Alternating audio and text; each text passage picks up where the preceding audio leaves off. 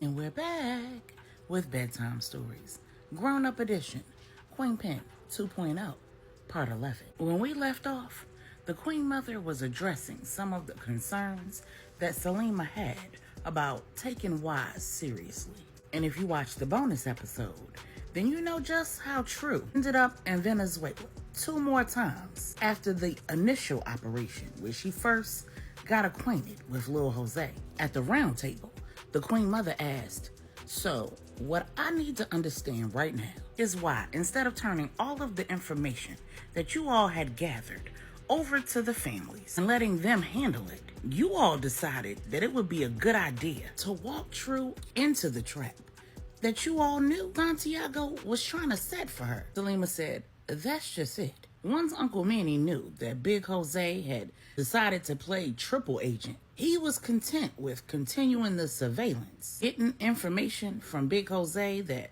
was being fed to him by Santiago, and getting the information that we were picking up on the bugs. But he still wasn't making no motion as it pertained to getting on Jira." The Queen Mother asked, "What does Jira have on you, Selima?" Selima said, "Nothing." The Queen Mother said, "She's got to have something on you if you were willing to go these lengths." Big Wood, speaking for the first time, said, "Nah, Queen Bee." Slim felt like she had something to prove. She felt like she had to prove that she had what it took to be the Queenpin without a husband. She wanted to be the one who did what the families didn't or couldn't. The Queen Mother just looked at Selima.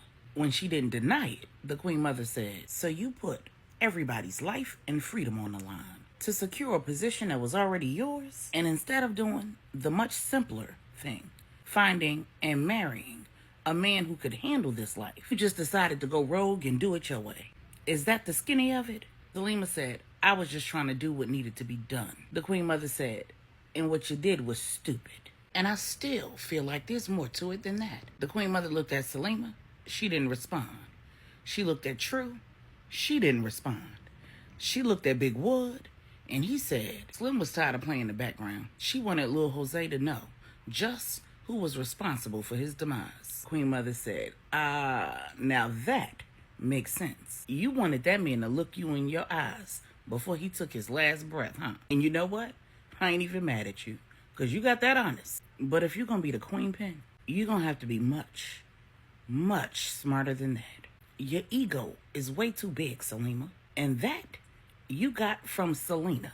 Selima, Salema, was named after her mother, Selena, Salina, and her father, Samuel. The two names put together gives you Selima. While everyone is responsible for their own choices and their own actions, it was Selena's actions that set the Lopez family on a course that resulted in 4 girls having their whole lives turned upside down.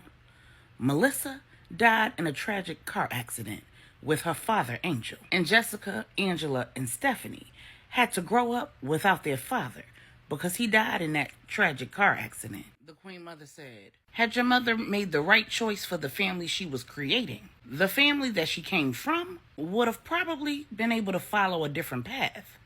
Manny would have still been the head of the Lopez family, but her parents may not have had to bury 2 of their children. Now, I'm not big on woulda, shoulda, couldas, and I don't want you to subscribe to them either. But if you're going to be the head of this family, then you need to learn from the mistakes of others. Mine, your father's, and your mother's. But I digress. So tell me, how did you all end up in Colombia? Tru said, when I got back home from my 3rd trip to Venezuela, Lil Jose almost immediately started in on me about coming back to Venezuela again.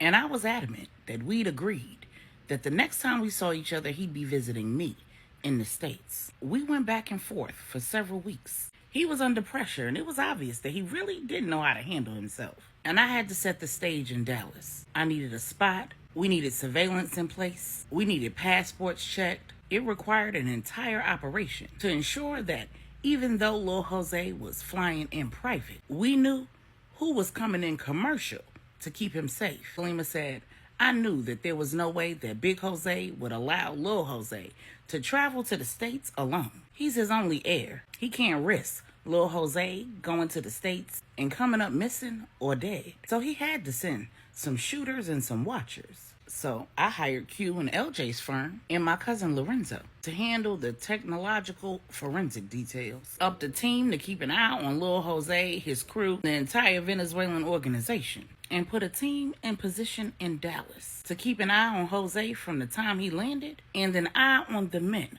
who came in through DFW. And Tru said, in about 4 weeks after I returned, it went down 3.5 months earlier. When Lil Jose landed at the private airstrip in Dallas, Tru was waiting for him in a nondescript Nissan Rogue. She was playing the role of a hard-working, innocent American girl, and he was pretending that he actually trusted her enough to fly all the way to the States alone. But 2 hours before he landed, a total of 15 Venezuelans landed in the U.S. 4 had flown commercial, and 10 had arrived on a private jet, and the 15th man hadn't arrived early. He was still on the private jet that had just landed, with Lil Jose on it. He deplaned shortly after Tru and Lil Jose pulled off, but Salima and the rest of the crew already knew that. They'd already followed the men to the safe house, the landing strip, and the condo that Salima had rented solely for the purpose of Lil Jose's visit. Lil Jose was under the impression that Tru and Nikki were roommates. So for their personal comfort, Lil Jose was staying at the Ritz. But Lil Jose had come prepared. His plan was to get in Tru and Nikki's condo, bug the place so that he could keep an eye on Tru and verify that she was who she said she was about what she said she was about, and was truly as into him as he was into her. What he didn't know was Lorenzo had placed a device in the house that would detect any bugs, and with a simple stroke of a few keys on a computer, would disable them, make it appear that there was run-of-the-mill electronic interference, and dub and loop previously streamed video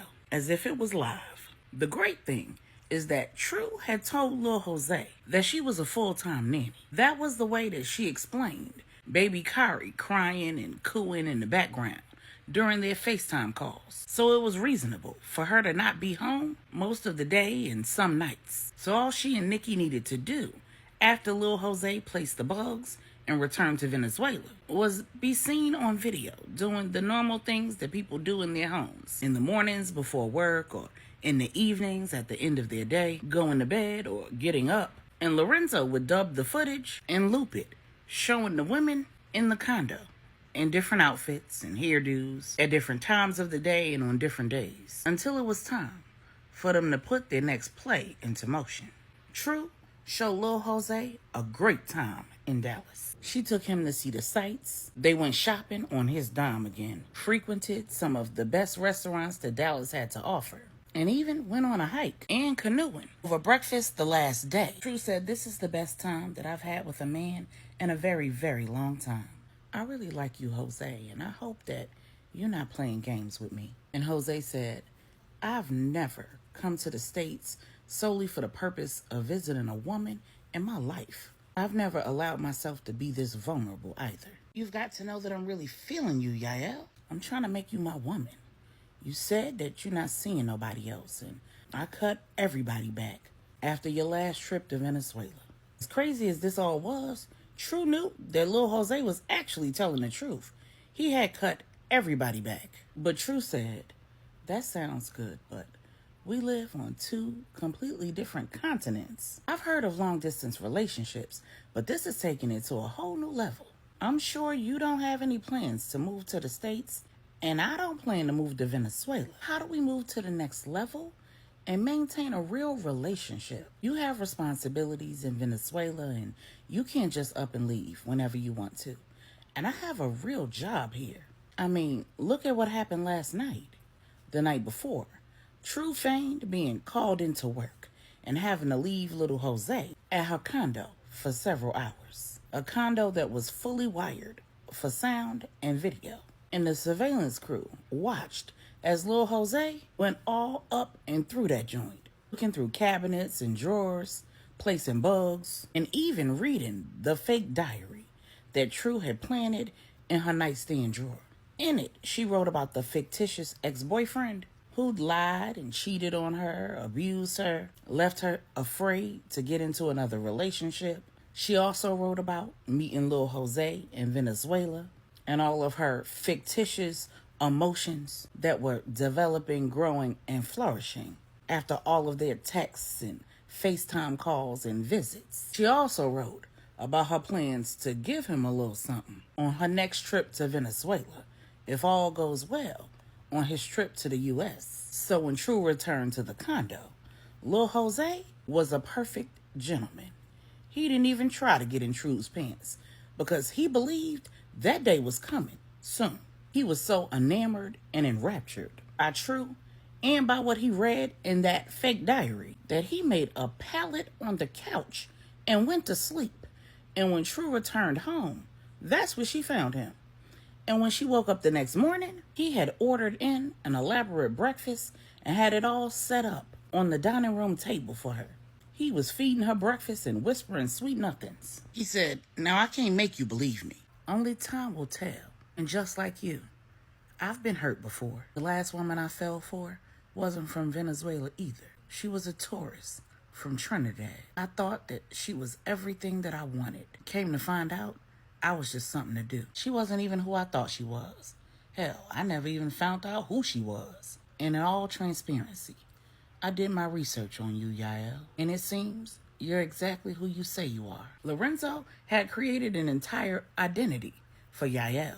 Tax returns, credit report, high school and college transcripts, an arrest record, and a protective order against the ex-boyfriend. A bank account with very little money in it, the Nissan Rogue registered in her name, and a lease for the condo in her and Nikki's name. The paper trail was immaculate. Lil Jose said, "I hope that doesn't offend you." Tru said, "No, it's a little weird, but I understand a man in your line of business needs to protect his assets. And a man who's as loved by his father as you are, I'm sure that your father has to be sure that you're not involving yourself with women who would take advantage of you." Lil Jose hadn't told Tru that he was a gangster. He had her under the impression that his family was legitimate business owners with clout in the community and muscle, but everything was on the up and up. Lil Jose said, "The fact that I came all this way alone should be proof that I'm not on no sneaky stuff. You trusted me when you came to Venezuela alone, and I wanted to return the favor. I'm falling for you, Yael." As he continued feeding Tru strawberries, he licked the juice that was running down the side of her face and said, "You taste so good, baby. I want to taste every part of you. Will you let me?"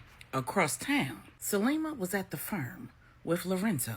They were monitoring the bugs that were in place at the condo, and Lorenzo was showing Selima how he tapped in to the bugs that Lil Jose had placed in the condo. And one of them was in the dining room. Big Wood had entered the room, and he was watching the surveillance cameras too. When he heard Lil Jose say, "Will you let me?" Big Wood said, "This nigga trying to die." Selima looked up and started laughing. She said, "Now come on, Woody. You know the girl is working. You shouldn't even be in here." Big Woody said, "Nah, I gotta see how this play out." Selima said, "She's not gonna be able to hold him off much longer. I know him. After the conversation that they just had, she gonna have to put up or shut up." Back at the condo, Tru said, "Jose, I'm not ready to go." Lil Jose cut her off saying, "I'm not asking you to go all the way, baby. I'm just asking you to let me taste you. Let me make you feel good. Let me show you that I'm serious about you. And let me show you that I have the self-control required to wait for you to be ready to take it all the way there."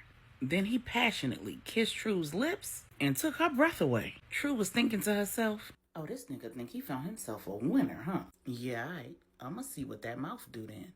A little head ain't never hurt nobody. And if he this damn eager, he must be good at it." As Lil Jose kissed down her neck and slipped his hands up her pajama top, he slowly slid it over her head with one hand while he caressed her right.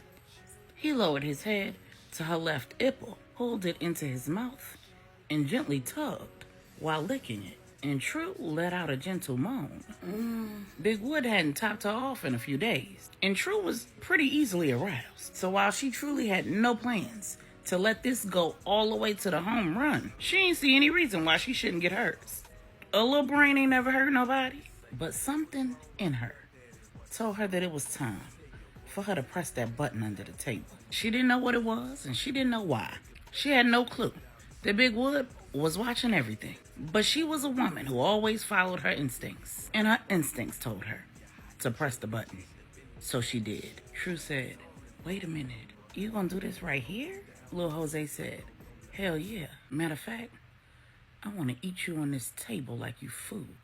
Then he moved the plates on the table to make room for Tru's small frame, and she surreptitiously reached under the table and pressed the button that would alert Nikki that she needed to return to the condo ASAP. Over at the firm, Salima didn't miss that. She said, "See, I told you she wasn't going to let it go too far.